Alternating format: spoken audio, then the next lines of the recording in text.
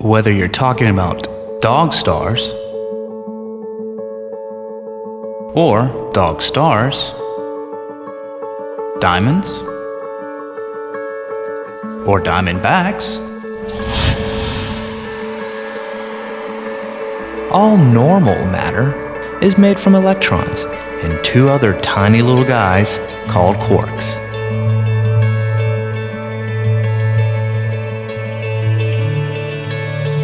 Put those three things together, let them interact, and you get all the incredible complexity that makes the universe such an interesting place.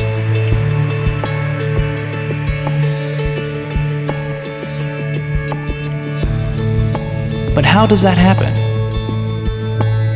How do you get somebody like Leonardo da Vinci from mixing just 3 different particles? How do you go from such simplicity to such incredible complexity? Let me take you on a journey, and together we just might figure it out. Along the way, we will probe life, consciousness, and the inner workings of the human brain, and just maybe uncover a few surprises.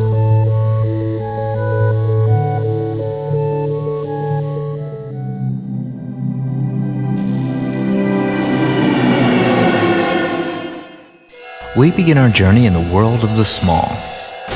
Basic particles are really tiny. For a long time, people thought these particles had no size at all. But then along came quantum mechanics, which proves it is impossible for anything real to have a size of 0. Today we know that fundamental particles have a real size, called a Planck Length, named after Hall of Fame physicist Max Planck. Now, a Planck length is so small it's hard to imagine, much less to describe, but that won't keep us from trying. If a Planck length were as large as a grain of sand, then a proton would be the size of the Earth. And an atom would be the size of the orbit of Jupiter. That single grain of sand would be almost as large as the whole Milky Way galaxy.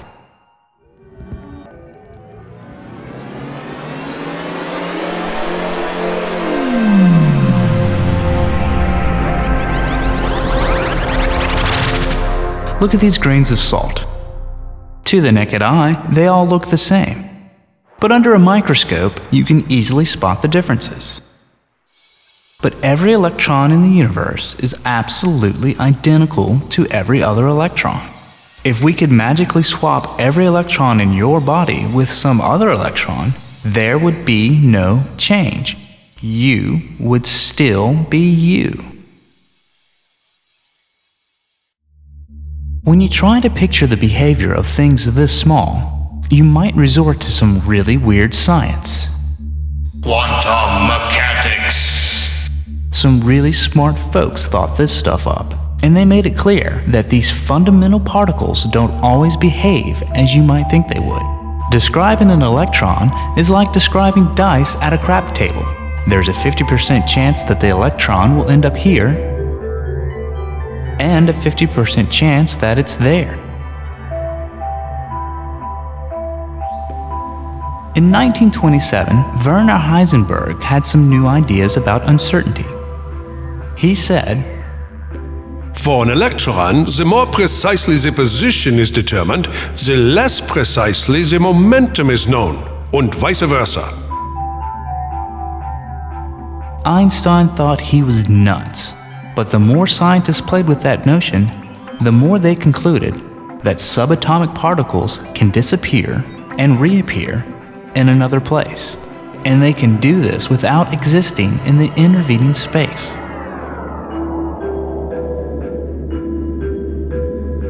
When an electron is trapped inside an atom, the places that this activity is limited to is the space around the nucleus, and this makes it look like a shell.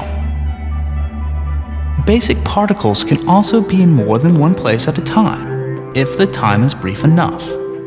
an electron can travel from here to there along all possible paths simultaneously. And even more astounding, these particles can appear out of the nothingness of space, exist for an extremely brief instant, and then disappear.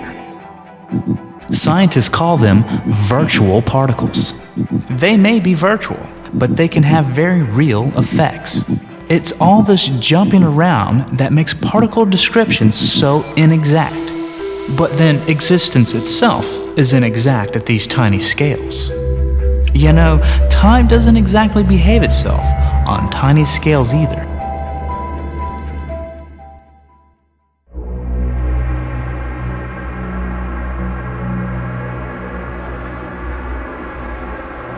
Wouldn't you love to be able to travel in time? Authors through the ages have explored this tantalizing idea of being able to travel into the past or the future. Believe it or not, we are time traveling right now into the future, one instant after another. But the question is, does time only travel in one direction at one rate?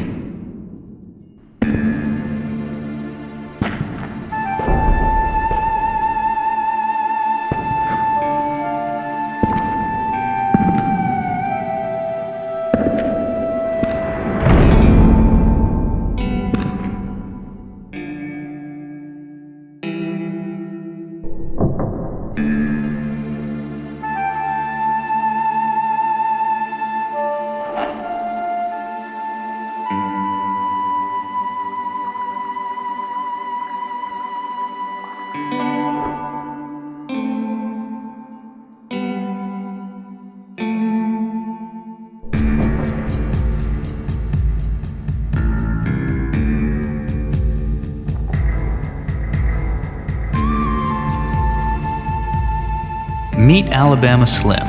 He's not only a great pool player, but he's a time outlaw. He's the only one you will ever see perform this particular pull shot.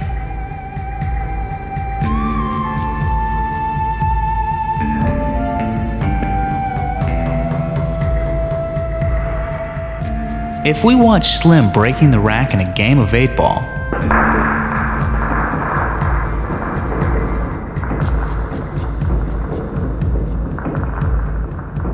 we can easily tell if time is running forward or backward.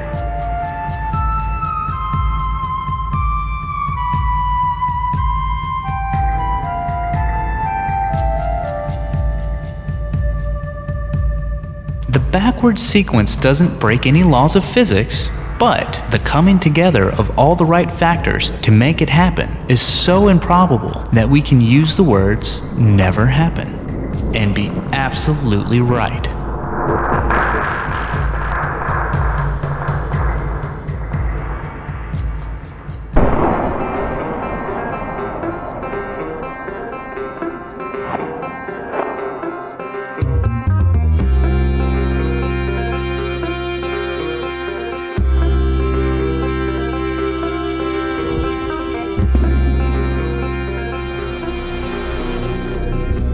In striking contrast, when two protons scatter off each other, time seems totally reversible. The backwards version looks just like the forward version. So why is this so different from playing pool? The answer is that the interaction between the protons is simple.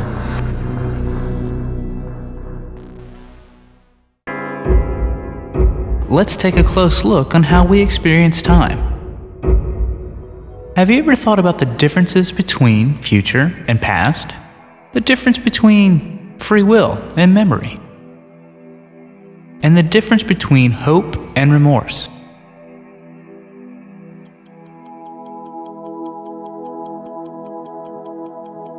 You can narrow and focus your attention so that you observe that split second of what we call the present. The present is now. Now.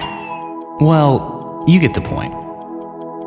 What you're focusing on is the future flying into the past. And if you can remember it, it is no longer in the present. The present, where everything happens, seems to have no extent at all. Something that happens 1 second ago is already the past, and this is true for a millionth or a millionth of a second. Likewise, the future is as close to now as is the past. Okay, while the present is an instantaneous moment for complex objects like you and me, it can be a very different story for electrons and quarks. These particles are described by an equation called a wave function. And when two particles interact, their wave functions become entangled. But for how long? When do they re-establish their individuality? A physicist would ask, when does this wave function collapse? Here's an electron named Henry bumping into one of his brothers. We know that after the interaction, Henry will be in one of two places: behind door A or behind door B. It's possible that for an extended period of time, our time, seconds, even minutes, our electron can effectively be in both places at once. Now you know why Einstein thought these guys were nuts. One way to think of this is that the electron has a flow of time that depends only on the next interaction. Present, for the simple electron, is an indefinite extension. It remains in the present until some new interaction causes it to change its wave function. And once that happens, time has moved forward. Any new interaction can cause the electron to jump from place A or place B, a light shining on it, or an electric field turning on. It does not take an observation or a measurement by a person, an enduring misconception. The collapse of a quantum wave function is the point where the universe moves forward, where present becomes past, and where more than one possibility becomes just one actuality. And time itself becomes irreversible when the collapse effect spreads to enough atoms and molecules that the backward sequence becomes so improbable as to never happen. So we've discovered a possible key in our understanding of complexity. The more complexity, the more improbable it is for time to be reversible.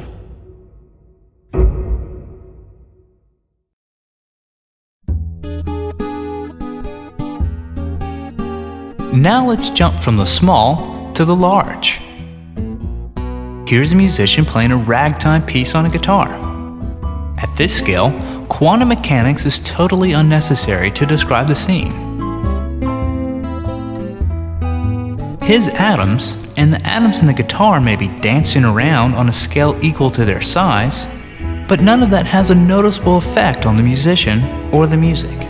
The musician has a reliable and continuous existence. There's nothing reversible in this scene, and there is uniqueness.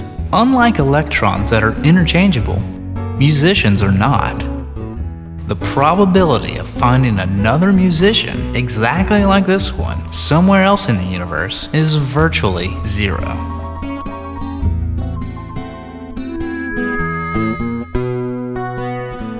Also notice the chance of this musician being able to travel backward in time is equally zero.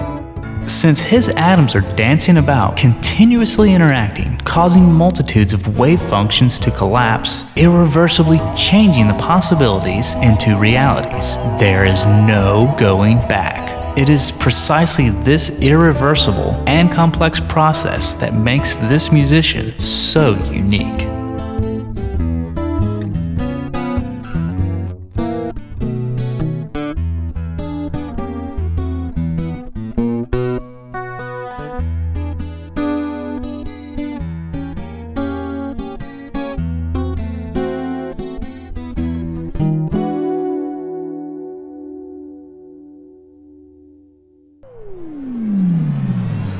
Back to the small, where we begin our climb up the ladder of structure.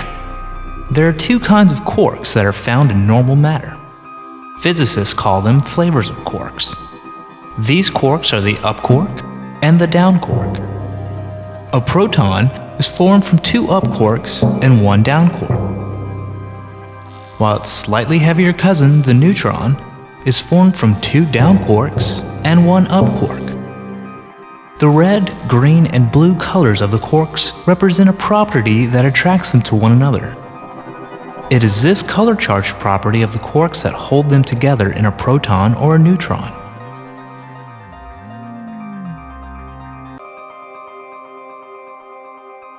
These protons and neutrons can then combine to form the nucleus of each element in the periodic table. One proton in the nucleus makes hydrogen.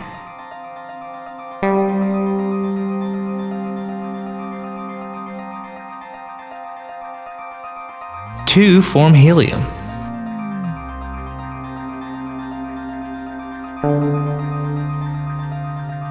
Six, carbon. 8, oxygen. 79 is gold. And 92, uranium. Neutrons help hold the protons together. Because of their electric charge, protons would repel each other more strongly if neutrons were not present, and the heavier elements would come apart. There are approximately as many neutrons in each element as there are protons.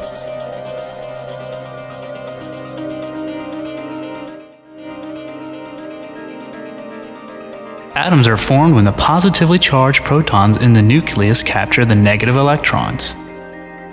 Neutral atoms capture one negative electron for each positive proton in the nucleus. So, hydrogen has one electron to go with its one proton. Helium, 2 electrons. Carbon has 6. Oxygen, 8.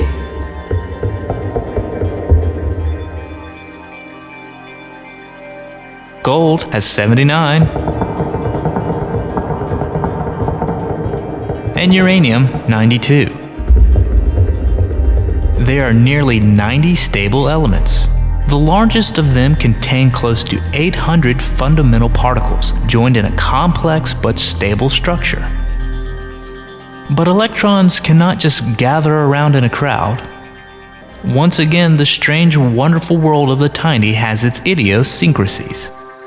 Electrons arrange themselves in shells inside an atom like the layers of an onion. And only 2 electrons can fit per layer. So the more electrons an atom has, the further away from the nucleus the outer shells must be. And that means these electrons are more loosely held. It is this difference in how tightly electrons are held in each different kind of atom that determines the chemical properties of the element. This accounts for the ability of metals to conduct electricity, the aloofness of noble gases, and the formation of molecules. It turns out that protons in 2 or more different nuclei can sometimes capture and fight over the same electron. And when that happens, atoms of different elements are joined together to form molecules. This oxygen molecule is sharing 2 of its electrons with 2 hydrogen atoms. This is how a water molecule is formed. Some molecules can be quite large and complicated. Carbon, hydrogen, and oxygen join together to form some of the most important large molecules.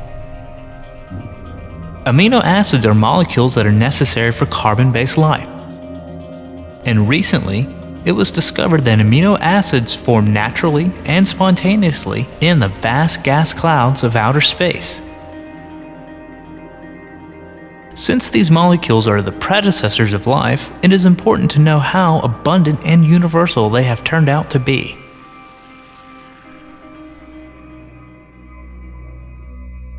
Somewhere about here, our measurement of simplicity starts to edge towards the complex.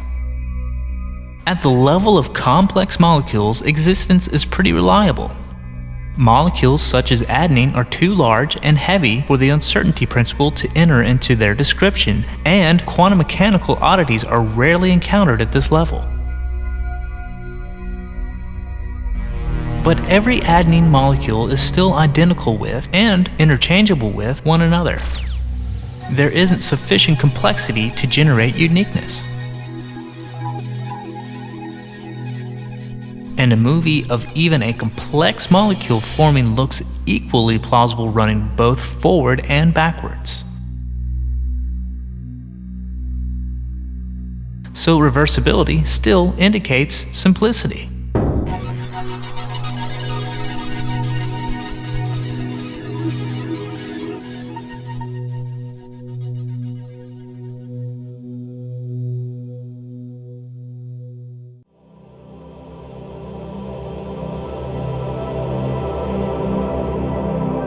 Stars, like our own sun, form from gas clouds that have about every kind of element there is, as well as some pretty complicated molecules. Stuff left over after the sun forms usually turns into a system of planets. Some of these planets have a solid surface, perhaps liquid seas, and a gaseous atmosphere. A rich environment for atoms and molecules to come together in a complex chemical reaction. Carbon atoms in particular link together to form complex organic molecules and amino acids. Chemical catalysts speed reactions along. The products of one chemical reaction become the raw material for new reactions. At some level of complexity, a catalyst becomes an enzyme. An amino acid chain becomes a protein. A loop of chemical reactions become a metabolism. And chemistry becomes biology.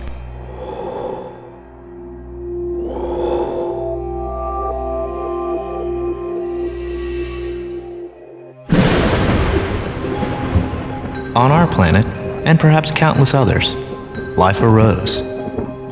The DNA molecule, which is the basis of all organic life on Earth, is more intricate by far than any spiral galaxy, because the structure of DNA contains something new, something that was missing from inanimate matter before the origin of life.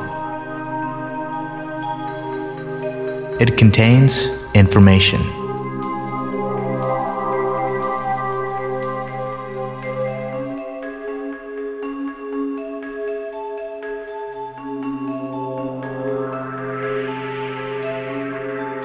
The DNA molecule encodes not only the information necessary to make copies of itself, but the information necessary to construct an entire organism.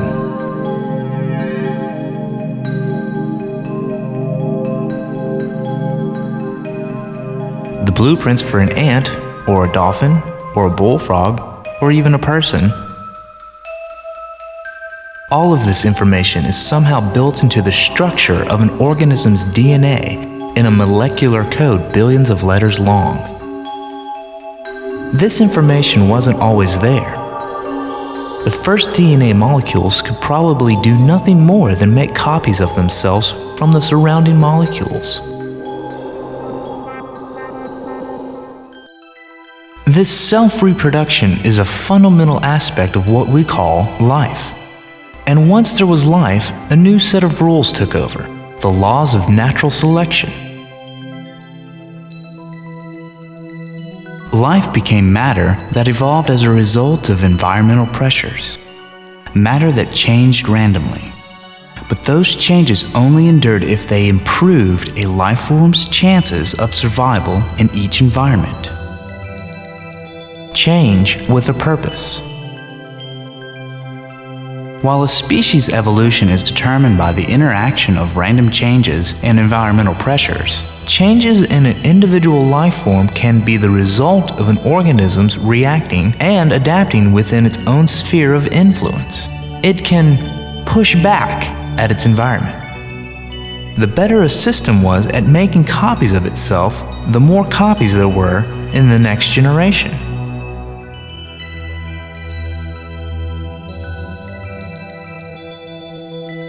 As the first living organisms adapted to ever-changing environments, a greater diversity of living things arose. A side effect of this increase of diversity was increased complexity.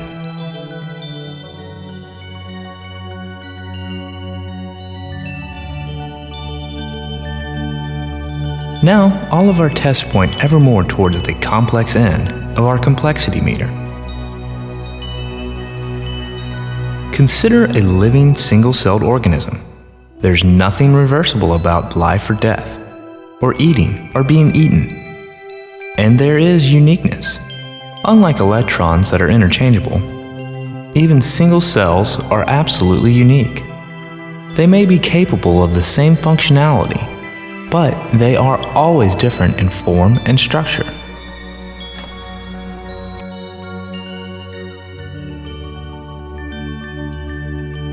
Single cells soon join together to form multicellular colonies. And cells in these new colonies, once functionally interchangeable, became increasingly specialized. Some cells did the digesting, others became responsible for movement. Specialized cells led to the specialized tissues and organs. And most importantly, cells that could respond to light, or electricity, or chemical disturbances evolved into full-fledged nervous systems.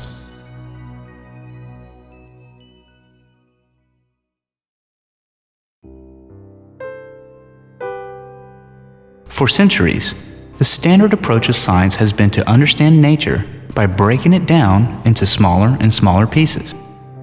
Consider a flower. If we were to study flowers in their natural environment, their various forms and features, that makes us botanists. But in order to really understand how the flower works, how photosynthesis keeps the flower alive and allows it to grow, we have to get inside the flower. We might then study the cells that make up the flower, how the parts of the cell function, and how they are similar to cells of other living organisms. A cell biologist seeks to understand the flowers on this level. But in order to understand how the cells function, we need to understand the complex biochemistry of the cell's metabolism. And in order to understand how the flower's cells divide and reproduce, we have to understand the operations of DNA. The biochemist and the geneticist then seek to understand the flower on a deeper level. The study of organic molecules and DNA takes us down to the level of basic chemistry. How do atoms and molecules interact and combine with one another? This is the realm of the chemist. And understanding the forces at work inside atoms is the job of the physicist. Through this approach, breaking down the flower into smaller and smaller parts, and understanding how those parts function, we have built up a deep and comprehensive view of the laws of nature, from biology down to chemistry, and from chemistry down to physics. But there's a limitation with this approach. Somewhere along the way, we lost the flower. In other words, by breaking the flower down into smaller and simpler pieces, we've lost sight of the complexity that makes the flower what it is.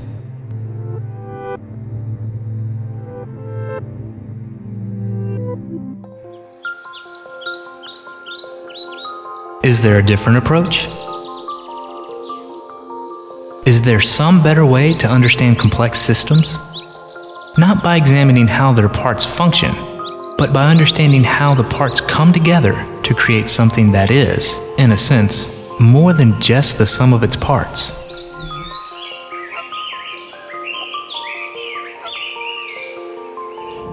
Some scientists believe that order and complexity are inevitable. The study of systems as diverse as board games, computer programs, and ant colonies has revealed some remarkable features of complex systems. Rules much simpler than those of physics and chemistry can result in a great deal of complexity.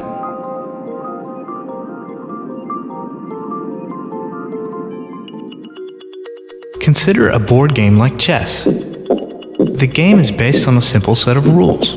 Even young children can learn the rules of chess well enough to play.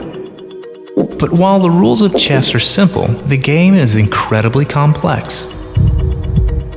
It has been estimated that the total number of possible chess games is greater than the number of quarks and electrons in the entire cosmos. With only 32 pieces operating under a simple set of rules, the complexity of the chess universe is astounding. Where does the complexity of the game of chess come from?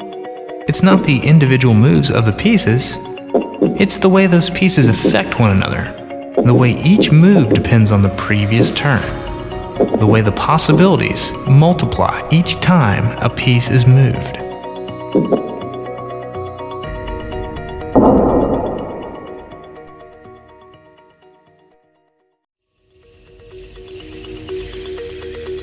Nature gives us a lot of examples of complex behavior emerging from the interaction of many individuals. The members of an ant colony are capable of a wide variety of complex behaviors.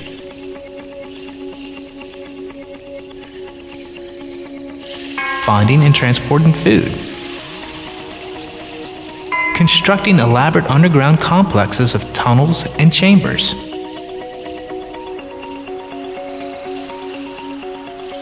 Defending their territory from invaders.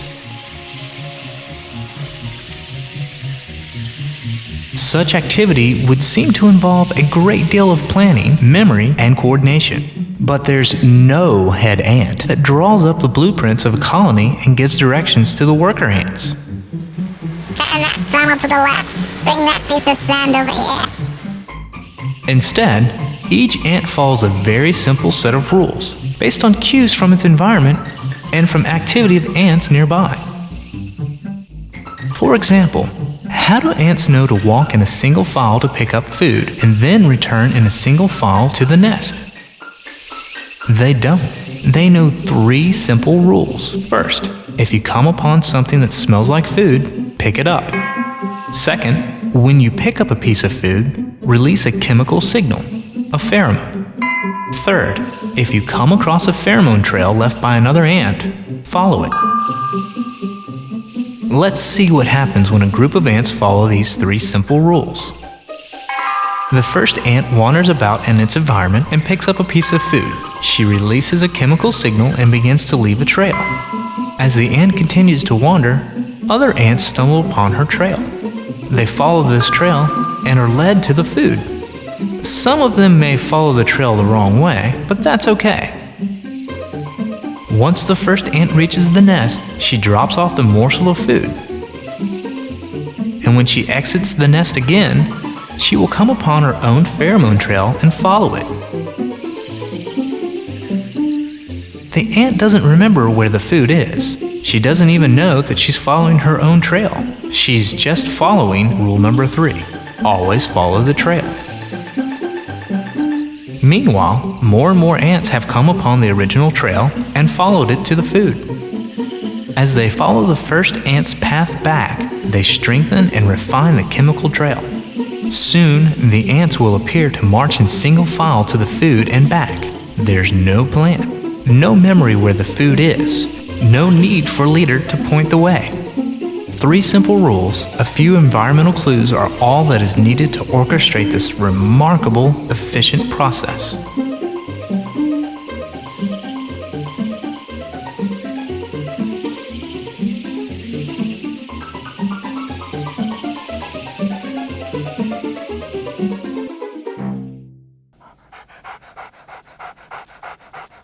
From dog stars to dog and paw stars, we are now embarking on the age of robots. The enormous complexity of living things has been brought sharply into focus by our efforts to create machines that mimic organic living creatures. We now have robots that help in many fields: bomb disposal, fire and rescue operations, hospital care, military drones and tanks. Our desire to build robots seems boundless. Indeed, robot building competitions are held annually at many high schools and colleges across the country.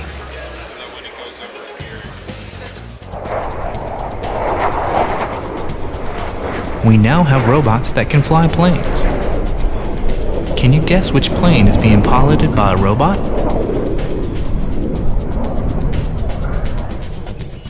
On the other hand, The robots that explore other planets can certainly perform feats that no human should attempt.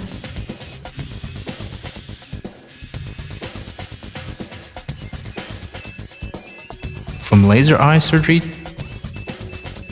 to automobile construction, we have been quite successful in building robots that can perform remarkably well in situations that can be defined by simple rules and repetitious tasks. Similar to the way ants can perform tasks following simple rules, pool robots clean by moving around in random patterns that eventually cover the entire pool bottom. The tail sweeps back and forth to raise bottom debris while the water vacuum sucks the dirt into the container bag or net. And occasionally it backs up to avoid getting caught in corners. Vacuum cleaner robots perform their duties by very similar algorithms. The efforts to equip robots with cameras for eyes and other parts to mimic living creatures have met with considerably less success. Only very recently has there been real progress in creating androids, robots shaped like humans that can exhibit a wide range of our muscular and motor functionality. But we are still at the starting line when it comes to creating machines that can mimic human thought.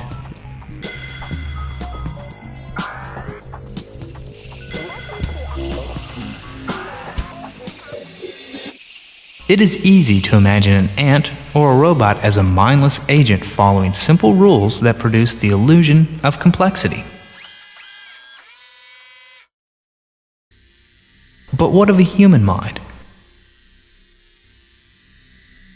Surely everything that humans do, from designing skyscrapers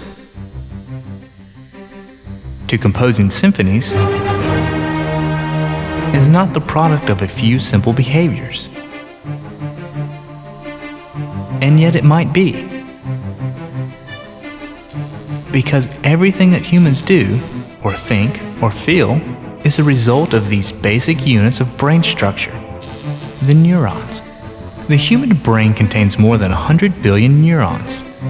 Just like a single ant could never build an anthill, a single neuron can't think or feel or remember. A neuron's power is a result of its connections to other neurons. Each neuron is connected to as many as 1,000 of its neighbors. These trillions of connections provide the playing field upon which the complex activity of the brain takes place. Each neuron can turn its neighbors on or off depending on the signal it sends.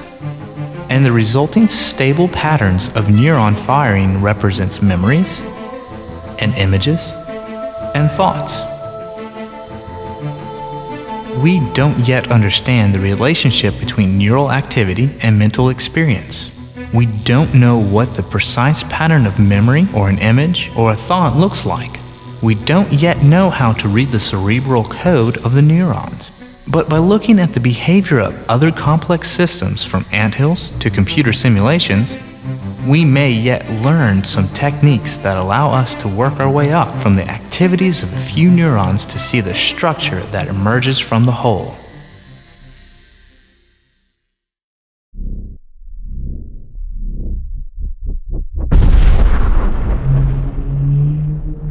It is possible to view the entire history of the universe as a story of complexity emerging again and again from simple systems under the influence of simple rules. The laws of physics bind together the most fundamental constituents of matter, electrons and quarks, into stable structures called atoms. Atoms themselves are subject to new sets of rules, pushing and pulling together and combining into new forms, molecules, governed by the laws of chemistry. Simple molecules of water and carbon dioxide, consisting of only a few atoms, can combine and interact in even more complicated ways, building more and more complicated structures, clumps of chains and rings. The rules of chemistry are universal. The same kind of amino acids that are found in our own bodies can also be found in the cold depths of space. At some point, very large and complex molecules become capable of something new. DNA molecules make copies of themselves. The chemical metabolism inside of a cell produces and stores energy, energy that can be used for motion and reproduction. The raw material of chemistry has given rise to new kinds of complex behavior, one that we call life.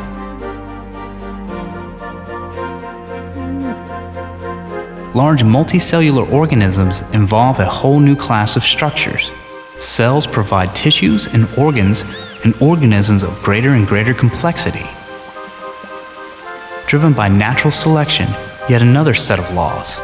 Life has been able to diversify and take more and more complex forms. From the first organism that can sense the environment and react to light, neurons led to nerves, and nerves led to brains. At this level of complexity, an organism can gather information with its senses and then use this information to influence the future. What a concept!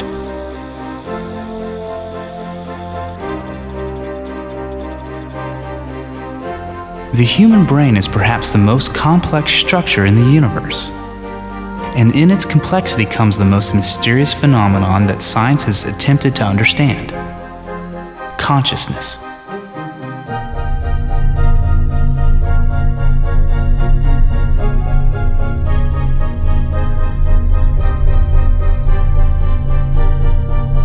At this level of complexity, not only does the organism gather information and use it to influence the future, but it can take notice of itself doing this.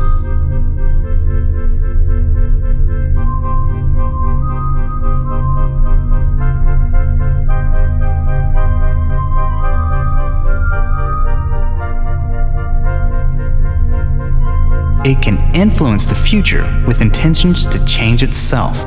It can also cause changes to its species through direct modification of its own blueprint. Genetic manipulation, a directed evolution. Wow.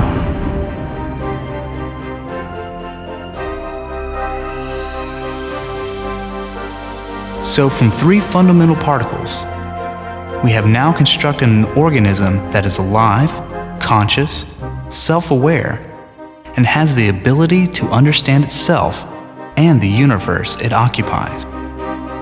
How wonderfully complex.